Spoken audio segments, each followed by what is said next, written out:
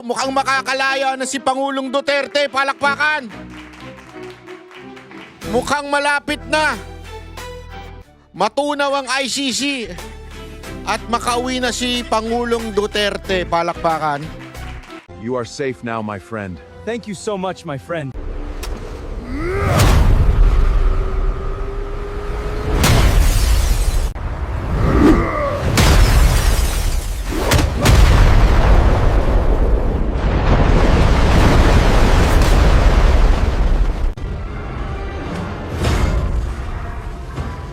You are safe now, my friend. Thank you so much, my friend.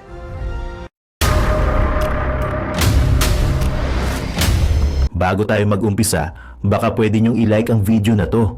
Malaking bagay ang like sa aming mga content creators. Maraming salamat po.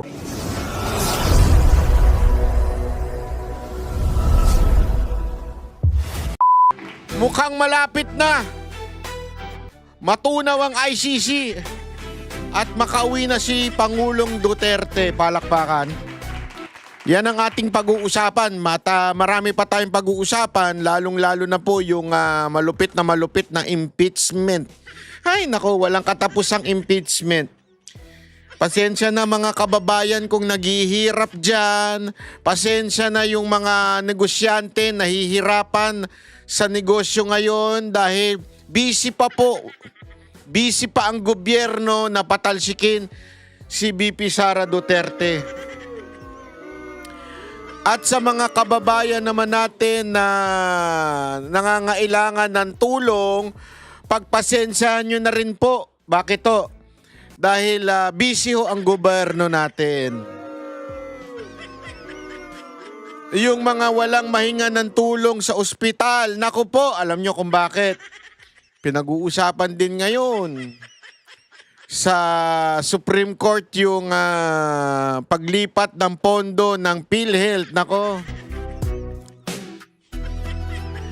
At pagpasensya nyo na po, busy rin si Marcos kalalakwatsa sa Singapore.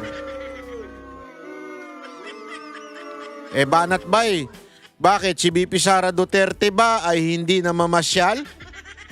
Sandali, chotomate kudasay. Iba ang Vice President sa Presidente. Ang Vice President, pwede nga yang kumuyakoy lang sa bahay. Bakit? Ang job description lang naman niya is spare tire. Wala namang ibang constitutional definition ang isang Vice President kung hindi ang kumuyakoy at mag-antay mamatay ang Presidente. O maging incapable of doing his duty. Oh, hindi natin wini-wish mamatay si Marcos sana. Pero hindi natin wini-wish 'yon, ha? Masama 'yon, wag natin i-wish 'yon. Masama 'yon. Hindi kahit sobrang sama niyan, kahit sobrang demonyo na ni BBM, wag natin i-wish na mamatay siya sana. Dahil masama po 'yon, ha? Okay? Pero siyempre, ang talagang trabaho lang ng Vice Presidente, kumuyakoy at mag-antay lang na hindi na capable ang presidente. Yun ang kanyang trabaho. Kaya kung kumuyakoy yan, mamasyal yan, wala na tayong dyan. Kasi yun naman ang kanyang trabaho. Unless gawin siyang sekretary ng isang departamento. Wala na rin. Dahil bakit to? Dahil doon sa pag-aaway ni Marcos dito kay VP Sara Duterte, kailangan mag-resign ni VP Sara Duterte. Ginagago siya eh. Di ba? Tapos ano pa? Etong presidente natin. May gana pang pumunta ng Singapore ang animal. Sana naman kaya magpa-party itong presidente na to. Siguro na-stress na siya sa dito. No? Hindi, sa tingin ko na-stress na yung walang yan eh. Na-stress na yun sa Pilipinas kasi mapantakin mo, magpresenta ba naman ng mga witness na sablay? O di ba, ikaw ba naman? Halimbawa, meron kang dinimanda o meron kang gustong masibak sa kumpanya. Tapos ang ipipresenta mo mga witness para masibak sa kumpanya yun, puro naman sablay. Kung hindi sablay, sinungaling. Ha? Ano pa? May kaso ng perjury. May kaso ng kung ano-ano. O di ba? Paano mo paniniwalaan yun? Puro pala kaso. At yung kaso niya na yun, mabigat yun ha. Yung mga babanggitin mamaya ni Senator Robin, mabibigat ng kaso yun. Yun po ay di umano, allegedly, nangidnap, nagsinungaling, para lang maikulong ang isang tao. Mantakin mo kung ito'y nagsisinungaling ngayon. Bakit? Mamaya pag-uusapan natin yan. Yan, pag-uusapan natin. Pero more than that, ito munang pag-usapan natin itong ICC. Bakit ko naman nasabing malamang sa malamang makalaya na si Pangulong Duterte? Malamang! Mukhang makakalaya na ito. Mukhang mapapabalik na sa Pilipinas. Kasi alam mo, sabi ko nga sa inyo, tadhana ang Hindi ko alam kung ano ang God's will, pero siyempre, lagi naman natin inaano yan in His will, siya na ho ang bahala. In His time, siya na ho ang bahala sa ating dating Pangulo. Pero gayon pa man, ang ganda nangyayari. Bakit to kanyo? Meron nung hatol itong si Donald Trump. Yung kakampi pa mismo ni BBM Kuno. Di ba? May sinasabi tungkol po dito sa ICC. Mantakin mo mga kababayan. Hindi kumikilos ng kahit na ang mga Duterte para pwersahang mapauwi si Pangulong Duterte. Walang ginagawa at wala rin naman kasing magagawa dahil siyempre wala naman sa jurisdiksyonan ng Pilipinas yan.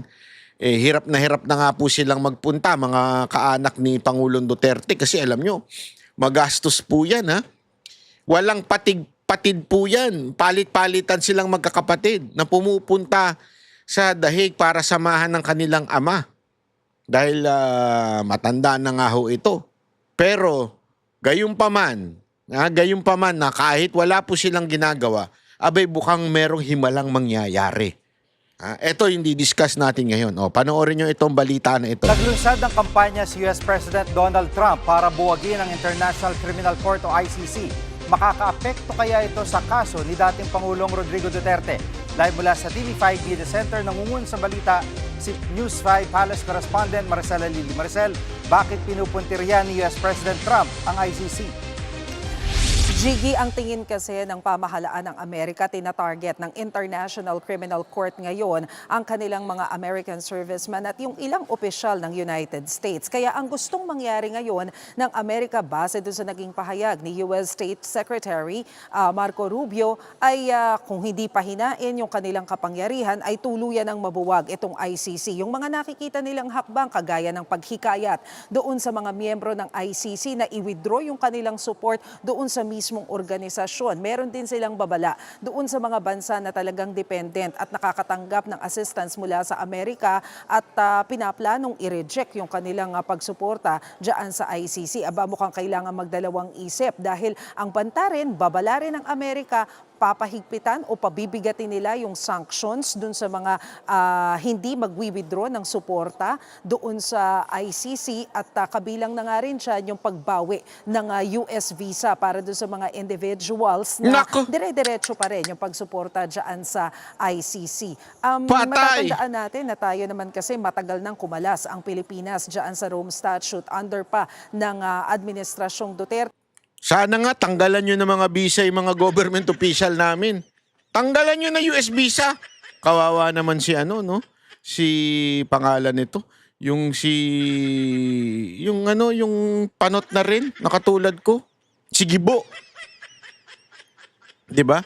Kawawa naman si Gibo kasi si Gibo, alam nyo ba, ang tindi ng hatol sa kanya ng China? Ang tindi ng hatol sa kanya. Economic sanction, lahat na ng sanction. Ginawa ng China sa kanya, hindi na makakapunta sa kahit anong teritoryo ng China. Mapa Hong Kong, mapa Macau, mapa Taiwan.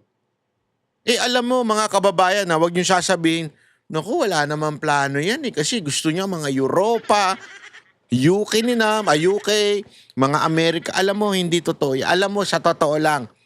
Ako po, hindi ko sa pinagyayabang ho yan, pero yan ang lagi kong pinag-iipunan at yan ang aking passion. Kung kayo, nag-iipon kayo para sa mga anak at asawa ninyo, ako po, wala pang anak at wala pa ring asawa. Kaya nag-iipon lang ako para sa sarili ko. Mamasyal. Oo, yun ang talaga pinag-iipunan ko eh. Asawa o pasyal? Pasyal na lang. Anak o pasyal? Pasyal na lang. Hindi, totoo. Kaya tayo nakakapunta ng ibang lugar, hindi dahil sa may pera tayo kasi wala naman tayong pinaglalaanan. At alam mo, napuntahan ko na nga ang Europa 2 beses. Naikot ko na ang Europa ng 2 beses. Sa UK, nakatatlo na ata kami doon. Sa Amerika, gayon din. Ilang beses na rin ako nakapunta dyan. At alam mo, wala nang binatbat talaga sila sa Asian countries like China, Taiwan, Macau, Hong Kong, even Japan, Thailand. Iba na talaga. Ang gaganda na ng mga lugar dito sa Asia. Tayo na lang ang hindi maganda. Tayo na lang ang pangit. Yan ang katotohanan. Huwag ko tayo magmaang-maangan. Tayo na lang ang, pag kayo umikuto ng buong mundo, tayo na lang ang pinakapangit sa Asia. Sad to say, but it's true. Pumunta kayo ng China, kahit probinsya lang, mamamanga kayo sa train system nila. Ako nga pambihira nung nag-train tayo. Hindi, totoo. Pansinin ninyo ha, nung nag-train po kami, 7 oras, 6 na oras yung biyahe. Talagang nag-effort ako na bumili nung sa business nila, business class, kasi gusto ko makita yung luxurious na ganda ng train. Economy pa lang, maganda na. Yung economy ng train, parang premium economy sa aeroplano. Maluwag, malaki yung pero gusto ko maranasan yung business class. Alam mo, sa business class ng tren, ako po, ang lupit to mga kababayan, napakaganda. Talagang masasabi mong, wow. And magre-relax ka lang dun, no? May USB, hihiga ka, pwede ka mahiga. Tapos ang takbo nyo, 300 km per hour. Tumatago sa bundok, tumatago sa tubig. Bumababa sa tubig. Ang lupit. Kaya ka ba, magtataka ka talaga sa nangyayari sa Pilipinas, bakit tayo nagkaganito? But as we all know ngayon, dinidignig pa rin ang kaso ng dating Pangulo sa International Criminal Court. So pakinggan natin yung bahagi ng naging pahayag ni US Secretary of State Marco Rubio. Ayan. The ICC and its friends are waging a war against our country, not with bullets or missiles, but with statutes, compacts, and the force of so-called international law. This administration will not sit by as the ICC and its allies seek to threaten our people. Maricel, anong reaksyon ng Malacanang dito sa kampanyang ito ni President Trump? Jiggy, sinubukan natin kunan ng reaksyon ng Malacanang tungkol nga dito sa kampanya ng Amerika. Pero tumanggi sila na magbigay ng komento dahil ang paliwanag ni Palace Press Officer Claire Castro, hindi naman sakop ng ating gobyerno kung anuman ang polisiya ng United States. Jiggy. Taka rin ang sagot niya, no? Ang tinatanong, reaction mo bilang isa sa mga bansang uto-uto sa ICC. Ang sagot niya, di naman namin jurisdiction ng pulisiya ng Amerika. Bobo rin, no? Bobo rin, no? Bakit? Hindi naman yun ang tanong.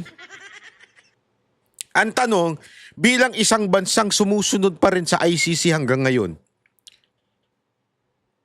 pinadala ang dating Pangulo dahil sa warrant ng ICC. Pero anong sagot mo? Wala kaming pakialam sa pulisiya ng Amerika. Tanga, hindi yun ang tanong. Tayo sa mga kaalyadong bansa ng Amerika, ano ang magiging implikasyon nito sa Pilipinas at sa kaso ni dating Pangulong Duterte? Oo, Jiggy, kanina kinausap natin ang isang ICC accredited lawyer, si Attorney Joel Butuyan, at sinabi nga niya na nakakabahala itong ginawang pahayag ng Amerika laban sa ICC dahil kilala daw ang Amerika doon nga sa pagpapa-implement ng rule of law, international law. Pero parang ngayon gusto nilang mawala na sa kanila yung titulo na yon dahil ang nakakahanay daw nila sa mga ganitong klase ng pahayag ay ang mga bansa bansang Russia, North Korea at China. Pero ang sinabi ni attorney, mukhang sa ngayon wala naman siyang nakikita na anumang epekto nitong pahayag na ito doon sa kaso ni former President Rodrigo Duterte. Dahil ang tingin niya, kaya naman daw naglabas ng pahayag na ganito ang Amerika dahil doon sa paghabol ng ICC, doon sa krimen na nangyari sa Afghanistan kung saan alam natin na inukupa ng US yung ilang bahagi nila dyan at yung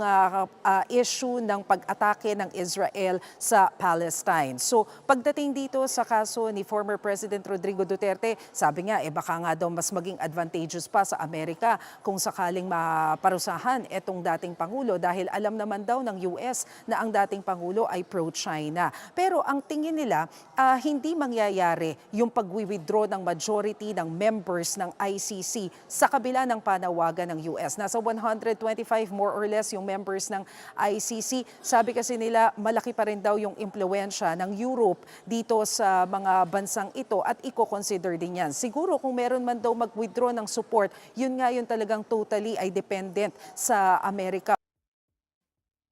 Alam mo, Trump, kung ako sa'yo, sampulan mo kami.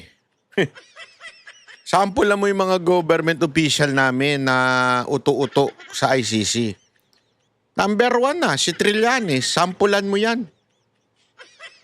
Kung may visa yan, tanggalan mo ng US visa. Isanksyon mo. Hindi kasi, magsasalita ka dyan. Oh. Ito, listen to me, Donald Trump. Mr. President Trump, listen to what I'm going to say to you. You listen carefully. This is something that I would respectfully give my opinion. If you are talking about being against this ICC and you're threatening that those who would support ICC will be sanctioned by the US government, aba, what's the English of aba? Wait! Wait! You should start with us. Our government official does not only support ICC, but also like a puppy. Sa Tagalog, parang tuta. Tuta of ICC. We are a puppy, a dog under the leash of ICC. Our government is fucking stupid to the point we are no longer a member and yet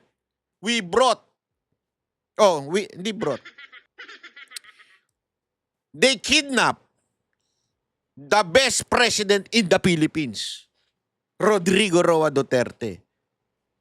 If you cannot sanction our government official or your talk is just nothing but a propaganda talk. Sample us. Sample the government official. Especially Trillanes who always like that in the ICC. Ano like that?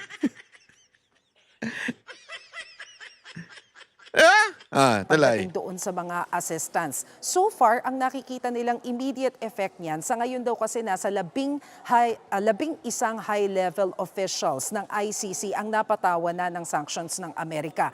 2 sa mga ito kasama doon sa mga nag-handle ng kaso ni FPRRD. So, ibig sabihin, dahil meron silang sanctions, hindi na daw sila makagamit, for example, ng mga bangko dahil pinagbawalan na silang gamitin, binan na sila ng mga US banks. Tapos ay hirap na rin silang makagamit ng mga TNVS dahil kinancel na daw yan.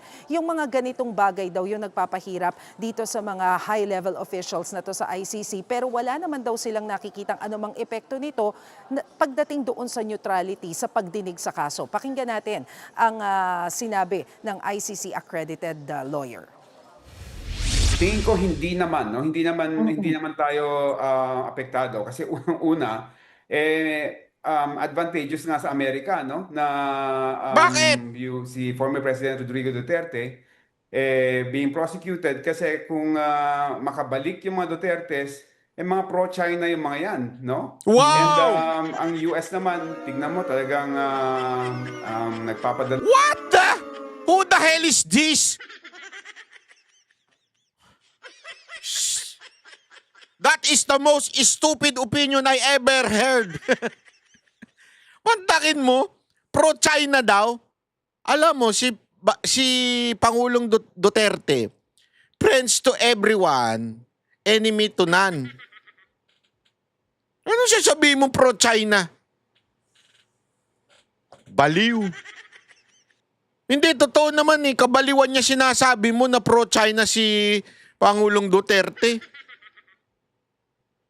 Porket hindi siya tuta ng Amerika, pro-China na, ganun.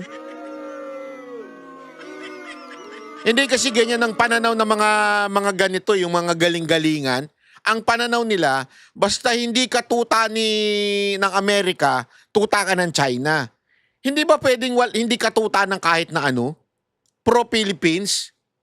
Sarili ang iniisip ni Pangulong Duterte. Tayong Pilipinas. Sasabihin mo, eto nga sa totoo lang kung tayo nga ang tatanungin mas okay pa nga sa totoo lang ang mga tulong na ginagawa ng China. Naalala ninyo? During pandemic, nagkakaubusan ng vaccine. Amerikano, pinagdamot nila yung vaccine nila. Totoo naman, di ba? Pero yung China, binigyan kagad tayo agad-agad. Sasabihin na naman yung iba, mahina naman yung sa China. Di totoo yan. Propaganda ng Amerika yan. Alam nyo ba? Eto para lang sa kaalaman ninyo. Diyan magaling ang Amerika sa propaganda. Alam nyo ba na kahit Japan minsan nila na, hindi ko sinasabing America's the government Americans, businessman sa Amerika. Dati nga siniraan nila yung Ajinomoto. Alam nyo ba yun? Di ba? Masama yan. Sa ano yan? Ginagamit yan sa mga Chinese cuisine, ganyan-ganyan. Sa mga Chinese food, nakakahilo yan. Pero Ajinomoto, Japan yun Pero alam nyo ba yung mismong laman yung Ajinomoto? Hindi naman yun chemical. Yun po mismo ay plant. Galing sa plant yun. Tapos yung asin. Alam mo, ginawa lang nilang masama yun noon time na yun kasi natatalo yung mga American food noon. I-google ninyo history niyan. Tingnan ninyo. It's all about propaganda. So, ano ibig ko lamang sabihin? Ganyan kasi yung propaganda ng Amerika Na pag ikaw, hindi sunod-sunuran sa amin, pag hindi ka uto-uto sa amin,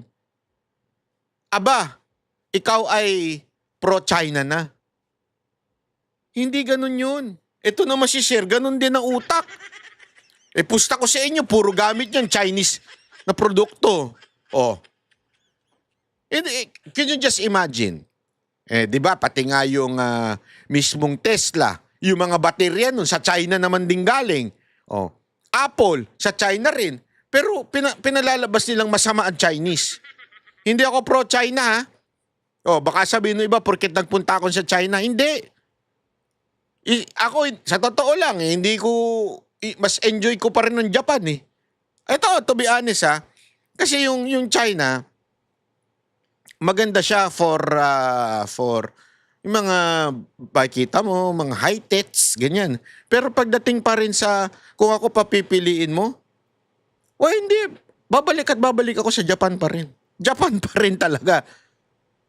Babalik ba ako sa China? Siguro sa Hong Kong. Maybe sa Macau, pag gusto kong makakita ng malalaking building na malalaking hotel, pero not literally pupunta doon. Kung makikipagnegosyo ko, pupunta akong China. Kasi doon talagang yung mga nego-negosyo doon magandang dalhin dito.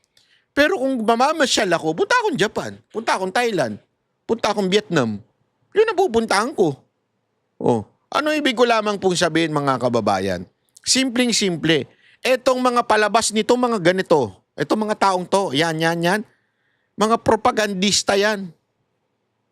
Talagang pinaano nila sa na America is number 1. China, tayo ay dating si Pangulong Duterte ay pro-China. Kalokohan. Kailangan ng mga sundalo dito sa ating bansa para kontrahin yung ginagawa ng China to really expand its influence and its territorial claim in within Asia, no? So tingin ko hindi nila masyadong pag-iinitan 'yan. May payag bang kampo ni na dating Pangulong Duterte sa usaping ito, Maricel? Yes, Jiggy. Ang tinanong natin tungkol dyan ay si dating Presidential Legal Counsel Salvador Panelo. Natatandaan ko kasi si Attorney Sal, yung isa dun sa mga unang nagpakita sa atin ng papel during their time na kumakalas na tayo doon sa Rome Statute. So kabisado niya itong usapin na ito.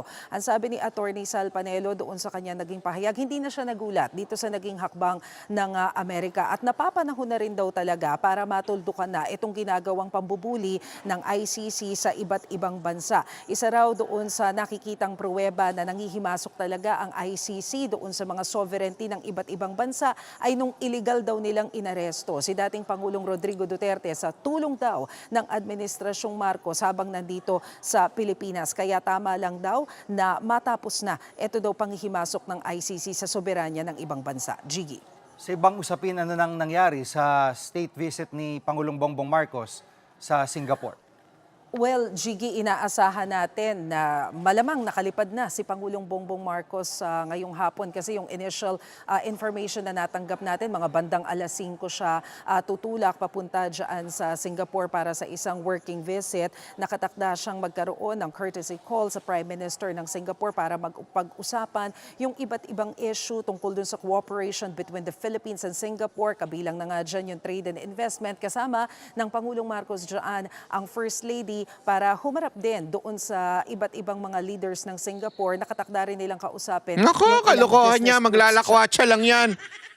Harap-harap, wala naman nagagawa yan. Sa daming state visit, may nangyari bang pag-asenso? Wala! May na-build ba na mga infrastructure dahil sa pag-visit niya sa ibang bansa? Wala! Ano lang nangyari? Yun, nakapamasyal lang si Auntie Claire. Siguro yun ang reward. Reward kay Auntie Claire sa pambabash niya sa mga Duterte. Alika, sama ka sa biyahe namin, libre. Yan ang junket. Wala namang silbi sa inyo yan eh. Bakit ko sinabing junket? Alam mo kung bakit? Yung bang binitbit lang pero wala namang silbi. Kasi dapat ang silbi niyan, may pamalita mo yung mga magagandang nangyayari sa ginagawa ng presidente. Kaya ka nga di ba ikaw ay press officer para ibabalita. Eh wala naman siya binabalita eh. Puro katarantaduhan ng binabalita niya, puro pambabas lang sa mga Duterte. Oh, puro katarantaduhan yan. Mantakin mo pati yung hingal ni Pia Cayetano, pinapansin niya. Anong klaseng tagapagbalita ng Office of the President yan? Pero mga kababayan, ako ayoko ma-fire yan si Auntie Claire. Dahil dyan kay Auntie Claire talagang bumagsak ng mabilisan si Marcos eh. Kaya nag-negative ng todo-todo yan si Marcos dahil dyan kay Auntie Claire. Kaya wag natin tatanggalin yan, ha? O kaya, good job ka dyan. Hindi ko nga alam, baka naman baka kaibigan to ni VP Sara Duterte. Hindi lang sinasabi sa atin eh. Sa tingin ko, ha? Kasi mantakin mo, ha? Mula nung pumasok siya sa Malacanang, mula pumasok sa Office of the President, dumadaus-dus ang presidente. Si VP Sara Duterte umaangat. So, sino kaya ang kaibigan niya? Hindi, dalawa lang yan. Mamili kayo. Malamang, siya ay Trojan horse. Siya ay itinanim ni VP Sara Duterte para tumaas si VP Sara Duterte, dumaos do si Marcos. O sadyang bobo at tanga lang talaga yan.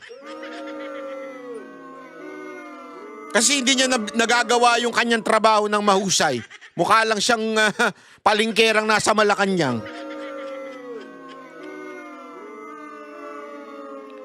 Sabi nga nila, ang palingkerang kahit gawin mong, hindi ko sinasabing mababa ang palingkera, ha?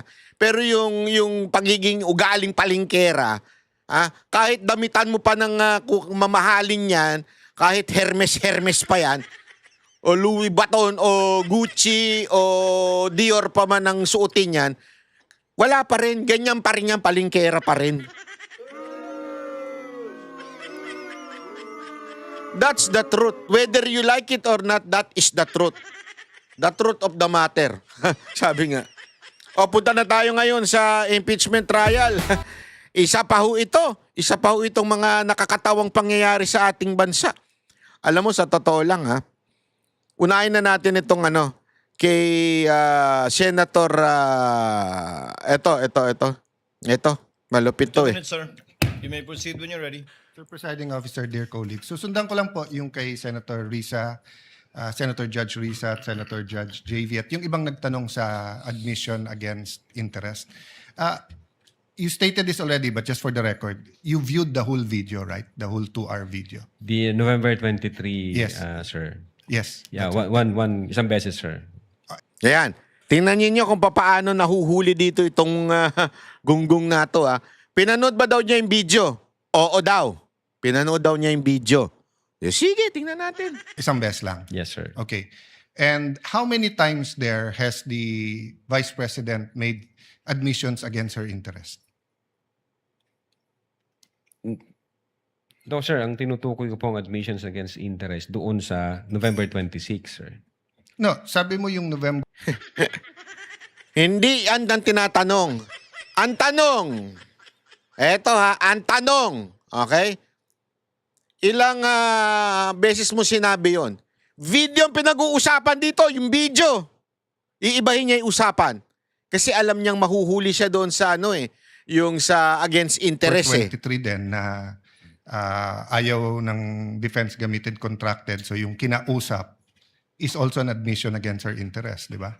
Di, sir. Ang sinasabi ko pong admissions against interest, yung November 26 video po, sir. Na sinasabi niyang totoo yon at hindi niya Yes, sinasabi. sir. Okay. Opo. So, doon sa November 23, may nakita ka doon na admissions against interest? Insofar as I'm concerned, na nireiterate niya. Hindi, not reiterate. Siguro para malinaw, in your mind or as a lawyer or as an NBI agent, what is an admission against interest? Yun nga po, Yan. yung ini-explain ko po kanina. Ito po yung isang bagay na ginawa ng isang tao na... Hindi ginawa, sinabi. Sinabi Kasi ng, it's admission eh. Apo, sinabi ng isang tao na ikakasira niya, but then instead of denying na sinabi niya yon, Inamin niya. in-admit pa niya ito, ni-reiterate Okay. niya. Yan ang ibig sabihin ng admission against interest. Kahit na ikasisira mo, ibig sabihin, hindi ito magpapabor sa iyong sarili, inamin mo pa rin. Yan ay isang bagay sa batas na matimbang. Okay? Matimbang po yan. Take note lang. Explain natin unti-unti. Very clear yon. And you and Agent John Mark Kalilong said that the basis of the investigation was the November 23 video, the basis sa inyong affidavit of investigation sa nag-file ng kaso is certain portions of the November 23 video. As well as So, the November, as well as the As well October as 18, other sir. evidence. Okay. Apo. Sa November 23, ilan ang admission niya against interest? Ayan.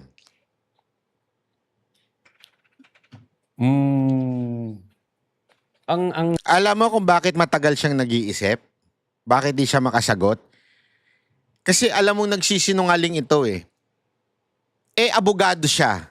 So alam niya na tinatansya muna niya kung matatrap ba siya doon sa mga tanong ni Cayetano. Kaya ang tagal niya munang sumagot eh. Tinitimbang niya, sandali, matatrap ba ako pag sinagot ko yan? sinasabi ko pong admission against interest, This yung is a new November question. 26. This is a new question. Ayun pinagpipilitan niya. Ayaw niya sagutin ng diretso. Pahilig siyang ganyan eh. Kung ano-ano yung sinasagot niya, ayaw niya sagutin ng diretso. If you evaluated well the November 23 video, is there any circumstance in that video that you believe that the Vice President made admissions against her interest? Plain ho yung utterance niya doon, Your Honor. Yung nakita lang ho namin, yung utterances niya. Insofar as I'm concerned, yung admission against interest nangyari nung November 26. Mr. Witness, Sagutin nyo na lang ako. Yan, kasi ang dami mong palusot. Parang yan yung mga jowa ninyong nahuli ninyo eh. Na nakapatong. Nahuli niyo yung jowa nyo, nakapatong. Tinatanong, bakit ka nakapatong dyan sa pinsan mo? Akala ko ba pinsan mo yan? Hindi, ano lang talaga. Kasi itong pinsan ko, masakit ang katawan, minamasahe ko. At alam mo kasi nag-basketball ako kanina. Ang sagot, ang gulo-gulo eh. Pinsan mo ba yan? Hindi, alam mo kasi masakit yung katawan ko kaya minamasahe ko lang siya. Akala ko ba pinsan mo? Pinsan mo ba yan? Alam mo kasi ganito, yung doon sa opisina namin, maraming pinagawa yung boss. Medyo napasma ako, kaya tuloy yan na minamasahe niya ako. Di ba?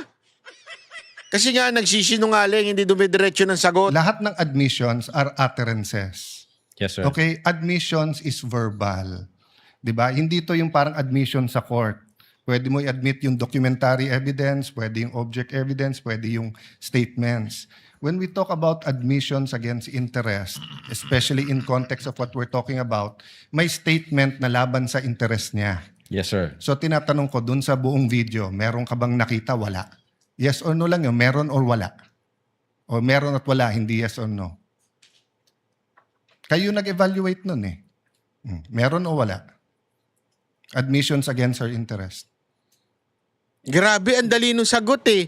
Meron! Meron! Ba't ayaw mo sagutin? Yes, sir. The fact na inatter niya yun. Which one nga? So meron ilan at ano yun? A little leeway, Mr. Presiding Officer, kasi hindi natukoy masyado yung tanong. Senator Judge Alan may proceed. Yeah. So which statement that? That one you're mentioning now. So yung sagot mo, meron. Ang understanding ko, sir, nung sinabi ko yan, I'm referring to the November 26, 2024. Mr. Witness, paulit-ulit tayo. Yes, sir. Burahin mo na yung pinag-uusapan natin you're referring to. I'm asking you a direct question. Yes, Sa sir. November 23, meron o wala bang statements na you will consider in your professional as a lawyer and as an NBI agent in charge of investigating this? Meron ba siyang admissions against interest? Ang tinutukoy ko lang po again, Your Honor, yung 26. No, I don't care. Wala po yung 23. I'm sorry. I don't care, Mr. Presiding Officer, kung anong tinutukoy mo. I'm asking you a direct question. November 23, video. Meron o wala siyang admissions against her interest doon? Attorney Lotok, yes, no, I do not know, I do not remember. Yan! We're referring to November 23, not 26. Yeah, I do not know, sir. Ang you do not know. ang nire-refer ko na... Ang dami mong sinasabi, do not know lang pala sagot. Don't tell me na. So you do not know. Okay. When she said, kung papatayin ako, may kausap na ako, patayin niyo yung tatlo. Is that an admission against interest? Yes or no? Ang tagal na naman sumagot. Based on that utterance, sir, yes, I think so. Yes. O kakasabi mo lang kanina, I don't know. Ngayon, yes. O ano pa? Ano pa? Kita ninyo kung paano siya nahuhuli? Kita ninyo, nung una, sagot niya, hindi niya alam. Ngayon, nung sinabi niya, ito yung sinabi. Ito ba ay isang masasabi mong admission against interest at against your interest? Ano sabi? Hindi ko alam eh. Pero nung sinabi na yung mismong statement, opo. Akala ko ba hindi? Ano, hindi mo alam? Ang video na yon na admission against interest, meron o wala? Or I don't know? Yung utterances na yun, sir. Sir, bukod nga doon. Kulit mo! To me, sir, yung utterances na yun, that's admission against Sir, interest. klaro na yon. Tinanong ka na ng presiding officer, sagot mo, I don't know. Tinanong kita ng diretso na sa video, biglang you know, biglang sasabihin mo na yun utterance na yon. So ang tanong ko na ngayon, bukod doon, aside from that. Sir, ulitin ko po yung sagot ko. No, you don't need to answer. Yung sinabi ko po na no, I'm admission asking against you, interest. aside from the utterance, the statement, na kung papatayin nila ako, patayin sila, is there any other utterance during in that video that you would consider admission against In so interest? far as I remember, wala na po yun. Wala na, okay. When the Vice President said, yung pinamigay sa DepEd, isn't that an admission against her interest kung may pinamigay? Hindi rin niya Siya po alam. yung namigay, sir. So, ikaw ang nanood ng video, ikaw nag-evaluate. Ako pa magsasabi sa'yo kung ano laman ng video. Akala ko ba, tinignan nyo ng mabuti yung video? Oh, huli ka ngayon. Akala ko ba, inimbestigahan nyo talaga. Oh, ngayon, naghanap si Cayetano ng topic tungkol sa video. Hindi niya masagot. Boy, kaya ka nakakasuhan, boy eh. Bakit hindi mo alam yung laman ng video? DSW, ano yun? Sir, pwede ko pong tingnan yung sinasabi No, niyo. so you Specific. do not know what the alaman ng video? Again, tiningnan ko po ang video one time and ang nag-review po ng video yung agent on case. Yes, but you're the agent in charge and you're the one who filed the affidavit. Okay, Yes, sir. next question. Huli, hindi mo alam yung video. Agoy. Nung sinabing mag-people power, tapos ang sinabi niya, hindi yun yung solusyon. O kung nag-people power, sino magiging presidente? Kung nag-people power at mawawala ang Pangulong Marcos, sino magiging presidente? Siya, sir. Opo. Oh, so hindi ba admission against her interest din? Siguro sa interest niya maging presidente. Pero ang sinabi niya, wag. I think so, sir. Okay. So I mentioned 3. So my next question. When you have an admission against interest, do you take the whole admission or you can cut it Yan. up into parts? Nagigets ninyo? Anong punta ni Cayetano dito? Yung admission against interest, 3 yung binanggit niya. Yung sa DepEd, yung sa tungkol sa threat, yung sa threat. Diba? Yung tungkol sa alleged assassination threat. Inamin niya na sinabi niya talaga yon. That's admission against interest of VP Sara Duterte. So, matimbang yon. Yun lang yung tiningnan nila.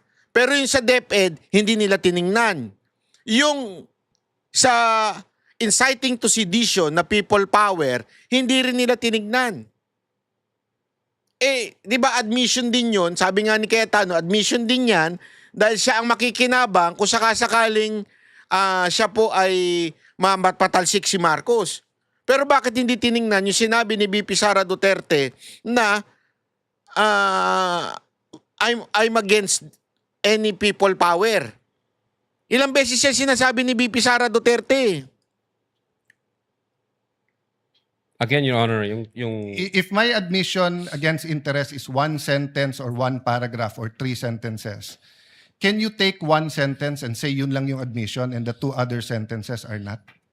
Can you divide I think it it up? should be the whole, sir. The whole sentence. So the whole the whole. sentence niya, nung sinabi niyang kung papatayin ako, is pinagbibintangan niya yung 3 na papatayin siya. So if you say it's an admission against interest and you believe it, you also have to believe na papatayin siya nung 3. The Yon. same thing, if you're going to say na namudmud siya sa DepEd, ang sinabi niya galing sa First Lady yung pera. So you're also going to have to believe that. So if you're going to believe her, na yung ibang sinabi is Kasi ang punto dito, kung naniniwala ka doon sa sinabi ni VP Sara Duterte na pag ako namatay, may inutusan na ako na patayin si Marcos, si Lisa at saka si Romualdez. Kung naniniwala ka doon, di sana naniwala ka din doon sa sinabi ko about DepEd at doon sa people power na ayoko. Bakit pinipili mo lang pinipaniwalaan mo? At doon sa mismong threat, meron ding admission doon. Napapatayin ako, may planong patayin ako ng gobyernong ito. Bakit hindi mo pinaniwalaan yun? Ang pinaniwalaan mo lang ay yung pag ako napatay, meron akong inutusan na. Nagigets ninyo? Isa lang yung, sa madaling salita, nagninikpik itong NBI, ito lang. Ito lang yung makakasira kay VP Sara Duterte. So yan lang yung pipiliin namin. Yun yung punto ni Cayetano dito. issues. Ngayon, sinabi nga niya, hindi solusyon ng people power. So as the evaluator, bakit hindi consistent yung evaluation niyo nung video? No, I think in so far as people power is concerned, I think sinabi niya yata na, yes ma'am, natutuwa ako dun sa ginagawa niyo. Hindi. Ay, iba yun. But Natutuwa siya doon sa mga pagbablog at pagbibigay ng kanilang opinion. Pero hindi niya sinabing natutuwa siya na magkaroon ng people power o revolusyon. If you know the Duterte, they don't like it. As a matter of fact, tapos na sana itong lahat ng to kung si VP Sara Duterte lumabas sa kalsada. Kasi kumpleto na eh. Kumpleto na. Ito ha. Usap-usapan na yan. Bubulgal ko na sa inyo. Kumpleto na eh. May tao na. Kaya ng INC mag-produce ng milyon. May tao na. Yung mga militar, may contact na rin yung mga retired na yan. Sigurado tayo eh. Di ko alam kung sino ha. Wala akong alam tungkol dyan. Pero, assuming, may contact na rin yung mga yan. Kaya lang, ang talagang lagi nagiging problema dyan, yung head. Sino ang tatayong head para kung sakasakaling mag-withdraw ng support ang AFP o ang kapulisan, may tatayong head. Wala silang makita ngayon. At alam ko, naririnig ko sa palipaligid, naririnig ko lang, wala akong personal knowledge, naririnig ko, they're trying to convince VP Sara Duterte. But the Vice President, ayaw niya. Same with the father, ganyan na ganyan din ang ugali ni Pangulong Duterte. Ayaw niya talaga yan. Imaginein mo nung si Pangulong Duterte presidente, napakataas ng kanyang ratings. Trust rating nung siya ay presidente. Imaginein mo lang yun Everyone is convincing him to declare a revolutionary government. Remove the Camara, remove the Senate. Ama naming Diyos na makapangyarihan sa lahat, salamat po sa iyong pagmamahal na hindi nagmamaliw. Sa gitna ng kaguluhan sa aming bansa, turuan niyo po kaming magtiwala sa iyong hustisya at hindi sa hustisya ng tao. Linisin niyo po ang aming mga puso at ituro niyo po ang tamang daan ng katotohanan at pag-ibig. Tulungan niyo po kaming maging ilaw sa gitna ng dilim at ipakita sa mundo na may pag-asa pa sa pangalan ng aming Panginoon Hesus. Salamat po sa pag-ibig po ninyo at salamat sa pagdinig ng aming mga panalangin at iligtas niyo po kami. Sa pangalawa po niyong pagparito at patawarin po kami sa lahat ng aming mga pagkukulang at pagkakasala sapagkat ito po ang aming samot hiling sa matamis na pangalan ng aming Panginoon Hesus. Amen. Sa lumang silid, mag-isa kang tahimik. Walang kamera, palakpak ay wala na. Ngunit sa bawat pader ng bayang iniwan mo, may pangalan mong di na mabubura.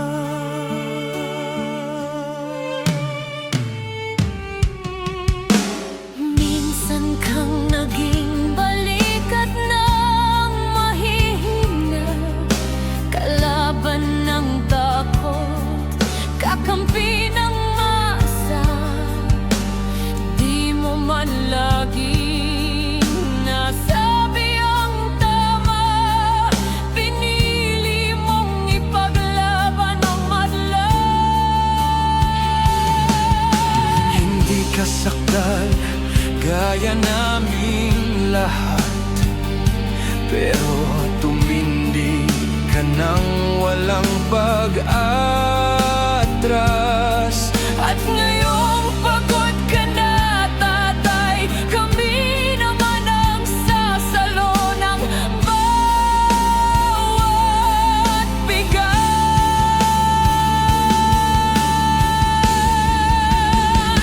Hanggang sa dulo, ikaw ay mahal. Kahit papagod na ang iyong katawan. Tatay, salamat sa iyong paglaban. Ngayon, kami naman hanggang sa dulo.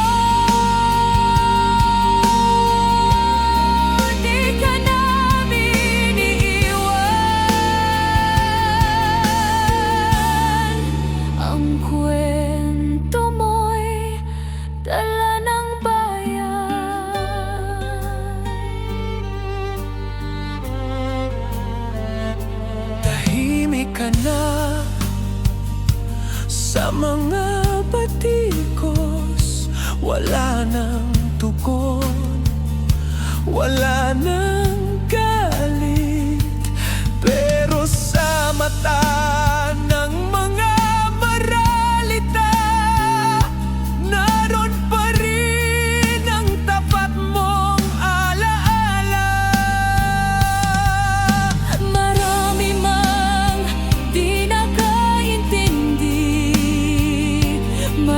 kami pa rin ang di nakakalimot. At ngayong wala ka ng kapangyarihan, tatay, ang magtatanggol sa'yo ay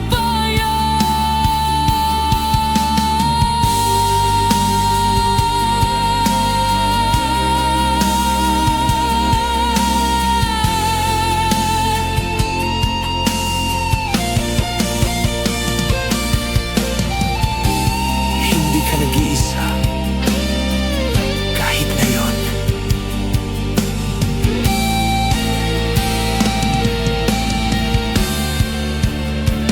Hanggang sa dulo, tangan ka pa rin sa puso ng batang minsan mong pinakain. Hanggang sa dulo, di ka nag-iisa.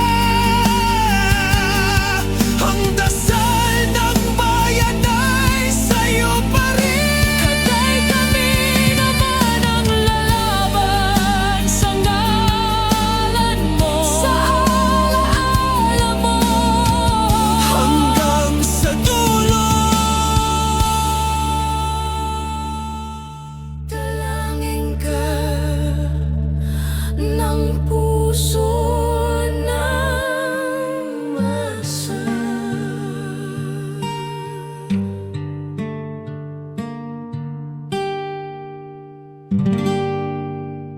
At yun na nga mga kababayan, ano na ang masasabi mo?